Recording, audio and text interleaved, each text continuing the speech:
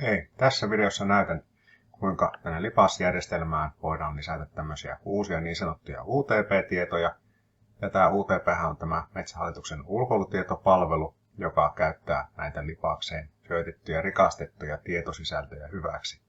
Ja nämä tietosisällöt, joita tänne lipaspalveluun, tänne ulkoilutietopalvelun osalta lisätään, niin tulee näkyviin sitten sinne uuteen ulkoilutietopalveluun, joka sitten tuossa esittelen sitä tästä näkyvillä olevasta kohteesta vastaavat tiedot sitten, miltä ne näyttää siellä tällä hetkellä siellä Metsähallituksen testipalvelussa. Puhun nimenomaan testipalvelusta tässä vaiheessa, koska se on vielä niin kuin kehitysvaiheessa ja se lopullinen versio tulee sitten julkaistavaksi tämän vuoden loppupuolella. Mutta suoraan asiaan, eli käyttäjällä täytyy olla tämän UTP-tiedon lisäämistä varten erityiset oikeudet, eli samat oikeudet, joilla esimerkiksi käyttäjä on rekisteröitynyt lipaspalvelun aikaisemmin, niin ei oletuksena sisällä näitä ulkoilutietopalvelun sisällön tuotannon tavallaan niin kuin käyttöoikeuksia.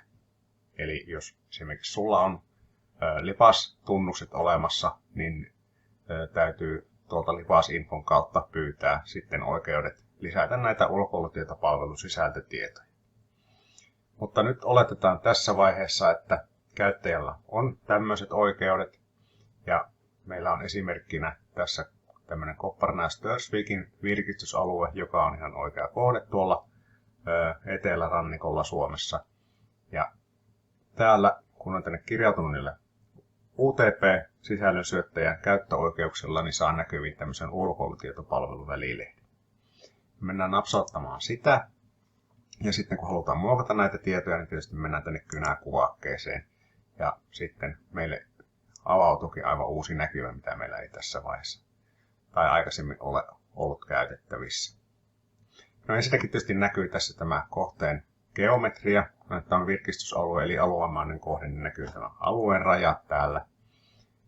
Ja sitten tälle nyt kun on aluekohde, niin tämä näkymä näyttää täällä UTP-sisällössä hieman erilaiselta kuin silloin, jos kyseessä olisi reittimäinen kohde tai pistemäinen kohde, mutta käytännössä tämä ulkoilutietopalvelun sisällön syöttäminen toimii samalla periaatteella niin jokaisella kohteella. Ehkä hieman poikkeuksia näissä tietokentissä on olemassa, mutta jos tämä yleinen esimerkki tässä riittää, niin mennään tämän mukaan.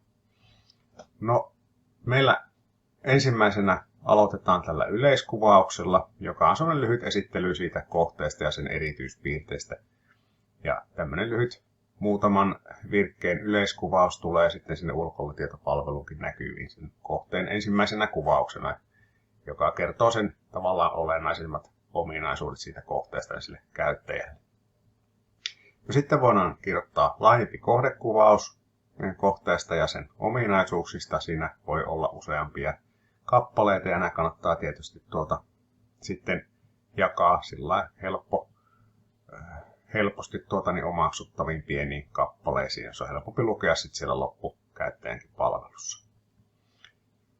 No, nyt on aluemaisesta kohteesta kysymys, niin sitten myös tässä se uutena tietokenttänä on tämmöinen kohokohdat kenttä, millä voidaan sitten kertoa näistä tällaisista niin sanotusta tärpeistä ja helmistä, mitä sillä alueella ja sitten siitä kohteesta voi kertoa, mitkä sitten houkuttelee sitä käyttäjää, että tuolla joutuu päitä maisemia ja silokallioita ja merenrantaa. No tietysti merenrantahan kiinnostaa ja hienoja maisemia siellä saa sitten ihailla. Ja tällä pluspainikkeen takaa sitten voidaan lisätä uusi kohokohta sinne tänne listaan. Jos lista kannattaa pitää sillä tavalla aika tiiviinä, että sinne ei niitä kymmeniä kappaleita niitä lisätä, niin kuin tässä ohjeessa onkin, että 2–6, eli tässä rupeaa kohta olemaan se määrä niitä kohokohtia, mitä tältä kohteelta voidaan niin kuin esittää. Mutta mä laitan nyt tuonne peruutan, en halua lisätä mitään uutta. No, lisää mennään alaspäin täällä näkymässä. No sitten meillä on tämmöinen luvat, säännöt ja ohjeet. No, meillä on tällä oletuksena useita erilaisia sääntöjä ja ohjeita, mitkä on tavallaan samat sitten monelle erityyppiselle kohteelle. Ja silloin kun joku tietty asia koskee sitä kyseistä kohdetta, niin tietysti sitten valintaruudulla täältä valitaan ne kohdetta koskevat säännöt ja ohjeet. Sitten jos sattuu olemaan kyse sellaisesta kohteesta, johon ei joku näistä esivalinnoista ei osu, että halutaan lisätä oma ohje tai sääntö, niin tänne listan loppuun voidaan tällä pluspainikkeella sitten kirjoittaa niitä erikoisia noista oletuksista poikkeavia sääntöjä ja ohjeita. En laita siihenkään kohtaan nyt tällä hetkellä mitään. No sitten seuraavana kenttänä meillä on täällä saapuminen. Eli tässä saapumiskentässä voidaan kertoa siten, että miten eri kulkumuodolla tänne kohteeseen päästään. Ja yleisiä tietoja on esimerkiksi pysäköintialueiden osoitetiedot, mitkä on aika tärkeitä sitten tuolla esimerkiksi autolla tai julkisella kulkuvälineellä saapuville henkilöille. Seuraavaksi tämä on aika tärkeä tieto myös, tämä esteettömyystieto. Tässä aluemaisessa kohteessa tämä esteettömyystieto voidaan kirjoittaa tämmöiseen vapaatekstikenttään. Tuossa sitten semmoisiakin UTP-kohteita, jos tämä esteettömyys on vähän toisella tavalla tässä niin kuin, sanotettu ja kirjoitettu, mutta mennään sinne sitten sellaiseen esimerkkiin vähän myöhemmin. No tämmöinen kohde kuin geopark, no näitähän Suomessa ei monta ole, mutta jos nyt kyseessä tämä alue sattuu olemaan virallinen geopark, niin tämä liukukytki voidaan tästä aktivoida ja se tieto tulee sitten näkyviin sinne myös sinne ulkoilutietopalveluun. Yhteystietokenttiä voidaan lisätä useita ihan sen roolin mukaan, mitä yhteystietoja halutaan tästä kohteesta esittää. No nyt tänne oletuksen laitettu tämä organisaatio, joka on tämän kohteen ylläpitäjä ja on samalla myös sitten tämän sisällön tuottaja, eli tuottaa tätä sisältöä tästä kohteesta. No, minä olen tässä nyt esimerkkinä Lipas järjestelmän edustajana, niin voisin laittaa tänne vaikka esimerkiksi Lipas tai Jyväskylän yliopisto tai joku muu ja sitten valita omalle rooli tästä niin kuin sisällön tuottaja, mutta koska nyt en oikeasti tälle ole tuottamassa sisältöä, niin en laita tähän nyt mitään, mutta esimerkin vuoksi. Ja seuraavaksi sitten meillä on mahdollisuus lisätä valokuvia tästä kohteesta. Tänne nyt on 3 esimerkkikuvaa lisätty. Ja tänne kun menee hiirellä tänne kohdevalokuvan kuvauksen päälle esimerkiksi tai tälle riville, missä tämä valokuvan nimi on, niin näkee semmoisen esikatselukuvan tuosta. Ja nämä tulee sitten näkyviin sinne siinä järjestyksessä, kun nämä on tänne palveluun lisätty, niin tämä kuva on yleensä niin sanottu pääkuva siitä kohteesta, joka siinä ensimmäisenä esittelyssä tulee näkyviin. Ja lisää kuvia voidaan sitten lisätä tältä pluspainikkeesta. Ja tästä täytyy ottaa huomioon muun muassa se, että lisätään nimenomaan kuvatiedostoja, ei mitään kuvalinkkejä johonkin verkkopalveluun. Ja sitten nämä tiedostot valitaan täältä. Sitten vaikka niin kuin, jos on oman koneen hakemistossa kuvat, taikka sitten se voi olla vaikka OneDrive tai joku semmoinen verkkolevy, mihin on itsellä käyttäjällä pääsy. Mä en laita tällä hetkellä tänne mitään. No sitten tietysti kuvateksti. Laitetaan semmoinen lyhyt kuvailu kuvassa esitettävistä asioista. Ja alt-teksti on sitten tämmöinen vaihtoehtoinen teksti, mitä esimerkiksi ruudunlukijat käyttää hyväkseen. Voi vaikka näkövammaisille kertoa sitten, mitä siinä kuvassa tapahtuu ja mitä siinä on olennaisilta osin. Ja täällä alareunassa näkyy tämmöinen palvelulinkki, mitä voi käyttää sitten tämän vaihtoehtoisen kuvailutekstin syöttämiseen. Ja viimeiseksi täällä on sitten videot. Ja tänne videot linkin taakse voidaan sitten tuosta kuvista poiketen lisätä nimenomaan juurikin näitä verkkosivuilla olevien videoiden linkkejä. Huomioidaan sitten molemmissa tapauksissa, että kuvia sekä videoita kun lisätään, että sen käyttäjällä on oikeudet lisätä se video, että mihinkä hyvänsä sivulle tätä kuvaa linkkiäkään ei voi laittaa osoittamaan, jos ei ole niin oikeuksia sitä linkittää sinne. No, laitetaan tuohon nyt peruuta, koska en halua mitään uutta tietoa sinne lisätä. Ja jos olisin nyt lisännyt jotain uusia tietoja, niin laittaisin tuohon tallennan.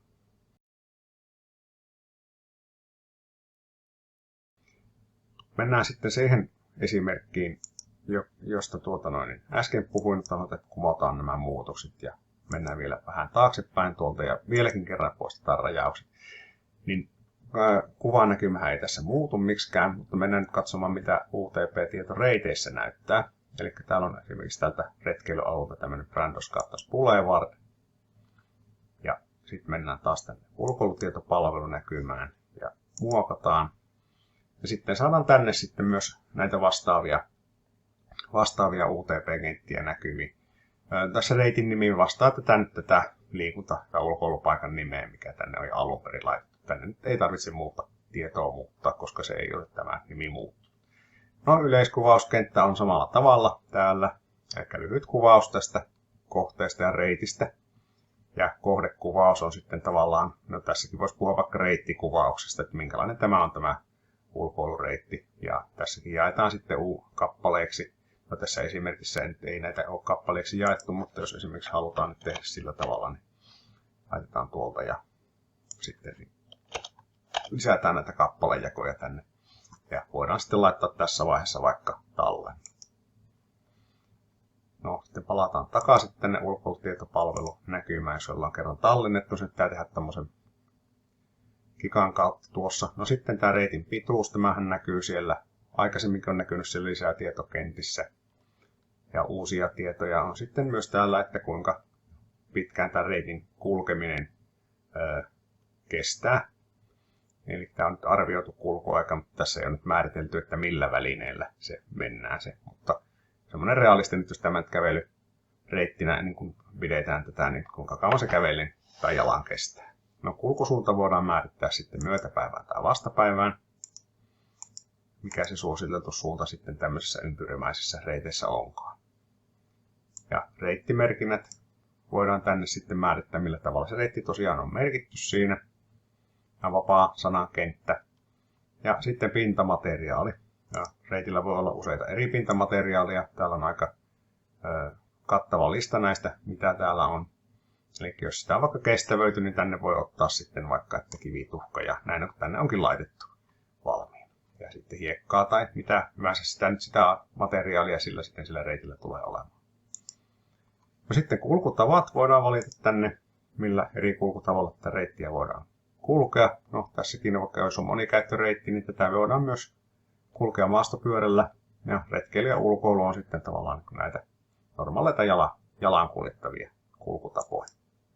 No, esteettömyysluokittelu. Täällä voidaan valita, onko esteellinen esteetön vai vaativa esteetön. Vaativa esteetön tarkoittaa tässä tapauksessa sitä, että sinne pääsee pyörätuolilla avustettuna tai jonkun muun apuvälineen, vaikka niin kuin maastopyörätuolin kanssa mahdollisesti, niin myös omin voimin. Ja sitten eri vammaryhmille voidaan kirjoittaa vapaa sanamuotoinen vamma- tai esteettömyyskuvaus. Näitä kenttiä on täällä useita, mutta jokaisen ei tarvitse välttämättä laittaa mitään, jos ne ei ole olennaista tietoa, mutta sen voi tehdä, jos näin haluaa. No sitten täällä yhteystietokentässä on myös samalla tavalla. Voidaan lisätä organisaatioiden rooli ja näitä tietoja sitten sen mukaan, mitä yhteystietoja halutaan näkyviin. No, lisää tietoa kohteesta saatavilla tähän verkkolinkki sinne sivulle, vaikka esimerkiksi tässä virkistysalueyhdistyksellä on samasta kohteesta sivut omalla sivustollaan ja valokuvat samalla tavalla niin kuin aluemaisesta kohteesta. Ja tässä nähdään tämä esikatselun 2 erilaista kuvaa tässä näin kuvailevat tätä kohdetta. Ja videot, linkki tuolla sitten lopulla.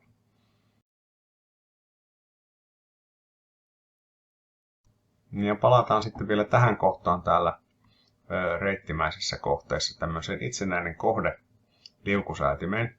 Ja tämä liukusäädin on sellainen, tai liukukytkin, että jos tämä reitti tai kohde ei kuulu mihinkään laajempaan kokonaisuuteen, esimerkiksi ulkoilualueeseen tai kansallispuistoon, niin tämän liukukytkimen takaa saadaan näkyviin sitten näitä lisätietoja, mitkä ei oletuksen alle tuossa näkyvissä. No, täältä löytyy tämä tuttu kohokohdat. Tänne voidaan taas lisätä näitä eri kohokohtia, jotka koskee tätä itsenäistä kohdetta.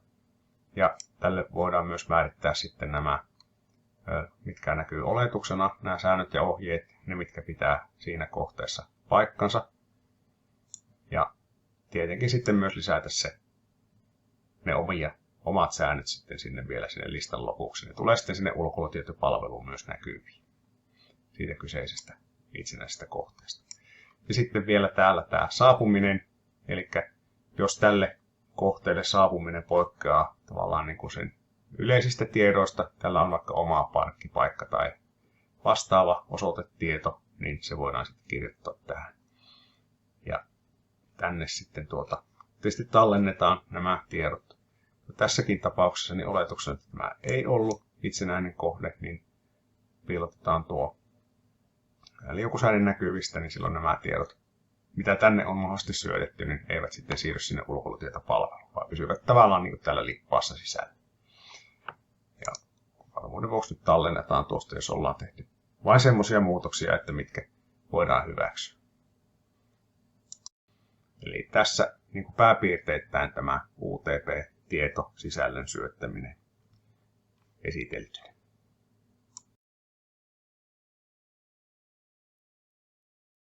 Ja meitä tietysti kiinnostaa sitten nähdä se, että miltä se tämä LIPAS-palveluun lisätty UTP-tieto tulee sitten tuolla ulkoilutietopalvelussa näyttämään. Nyt mulla on tässä tämän luontoon palvelu, vähän samalla niin kuin kutsutaan ulkoilutietopalveluksi, niin tämän testiversion näkymä. Eli meillä oli tuossa lippaassa se auki tämä Kopparnäs-Törsvikin virkistysalue.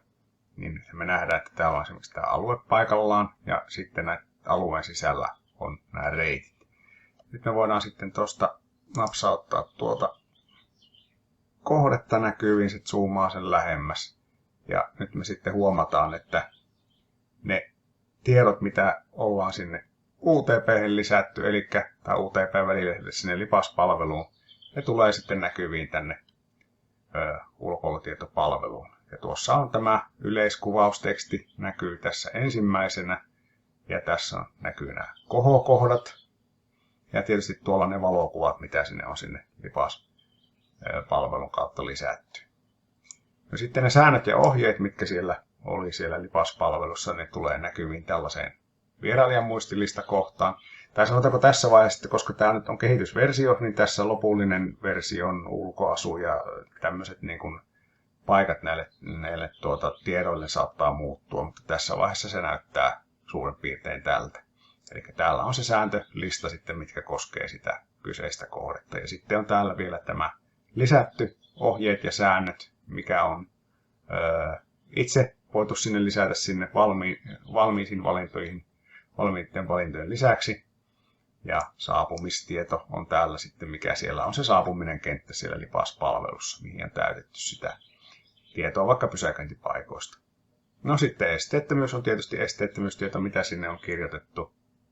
Ja sitten se yhteystiedot kohta, missä siellä oli se organisaatio ja rooli ja nämä, niin ne tulee sitten näkyviin tähän. Ja tässä on sitten niin kuin organisaation puhelinnumerona, kun on tietysti testi käytössä, niin tämä ei ole oikea numero, mutta sähköposti ja verkkosivuosoite tuolla tulee näkyviin. Ja sitten lisätietoa kohteesta on se, mikä siellä LIPAS-palvelussa oli juurikin se lisätietoa kohteesta samalla nimellä. Niin tässä näkee aika selkeästi, että miten ne UTP-tiedot sieltä LIPASsta sitten siirtyvät tänne ulkoilutietopalvelun puolelle. Ne ei sinne tule ihan välittömästi, mutta siinä kestää jonkin aikaa vielä. Eli jos ne muutoksia tekee sinne LIPAS-palveluun, niin ne ei reaaliajassa siirry vielä tuonne UTP-puolelle. Mutta voidaan mennä tuonne lähemmäs sitten katsomaan sitä reittimäistä kohdetta, mikä meillä on. Eli tässä on tämä Brandos Kattans Boulevard. Mennään pikkusen tuonne taaksepäin vielä. Nyt nähdään tuo Brandos Kattans Boulevard täällä. Eli mitä katsottiin tuossa LIPAS-puolella äsken. Napsautetaan sitä kohdetta, niin tässä nyt tietysti demo-versiossa ei vielä ihan kaikki asiat toimi niin kuin pitäisi, mutta joka tapauksessa se, mitä on sinne palveluun syötetty, niin kuvat tulisi tähän kohtaan, sitten saapumis- ja esteettömistiedot, mitä on lisätty, tulee ja muutkin tiedot sitten, mitä sieltä UTP:stä on kerätty. Ja reittikuvaus on sitten siellä se, mikä vastaa siellä palvelussa kohdekuvaus kenttää, niin se tulee tälle osalle näkyviin. Eli tässä nyt nähdään vähän niin kuin osviittaa sieltä miten lipastieto ja sitten UTP-tieto vastaa toisiaan.